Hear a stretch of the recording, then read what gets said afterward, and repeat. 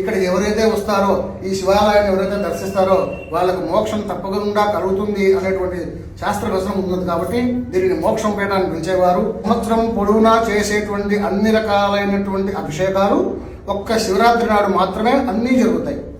కాబట్టి రాత్రి 10:30 గంటలకు మహన్యాసంతో ప్రారంభమై తెల్లవారి 3:30 వరకు అభిషేకం జరుగుతుంది. అందులో భాగంగా ముందుగా స్వామివారికి మహన్యాసపూర్వకంగా పారాయణం చేసి ఆ తర్వాత ఏకాదశి రుద్రాభిషేకం చేస్తూ ఆ రుద్రాభిషేకంలో భాగంగానే స్వామివారికి ముందుగా నవధాన్యాలతో అభిషేకం చేస్తాము.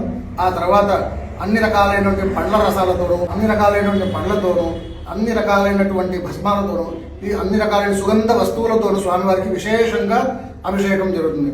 అలాగే కార్తీక మాసంలో లాగానే ఇప్పుడు కూడా మనకు ఈ శివరాత్రి నాడు స్వామివారికి అన్నాభిషేకం చేసి ఆ తర్వాత ఆలయాన్ని శుద్ధి చేసి గర్భాలయాన్ని ఆ తర్వాత స్వామివారికి అత్యంత ప్రీతికరమైనటువంటి భస్మముతో 325 కిలోల భస్మంతో స్వామివారికి రాత్రి లింగోద్భవ సమయంలో ఆ మహాశివరాత్రి నాడు భస్మాభిషేకం అంగరంగ వైభవంగా అత్యంత వైభవంగా భక్తుల యొక్క సహాయ సహకారాలతో అంతా జరుగుతూ వస్తుంది.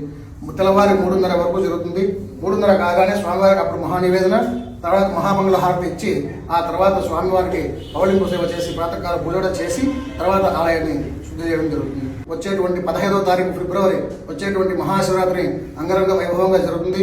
కావున భక్తులందరూ కూడా విశేష సంఖ్యలో పాల్గొని స్వామివారిని సేవించి స్వామివారి తీర్థ ప్రసాదాలు స్వీకరించి స్వామివారి సేవలో తరించి రాత్రంతా కూడా జాగరణ చేసేటువంటి దానికి చాలా అనుకూలమైనటువంటి సమయం కాబట్టి అందరూ కూడా వచ్చి శివనామస్మరణతో స్వామివారిని సేవించి స్వామివారి కృపకు పాత్రలు కావాలని కోరుకుంటూ ఓం నమః శివాయ.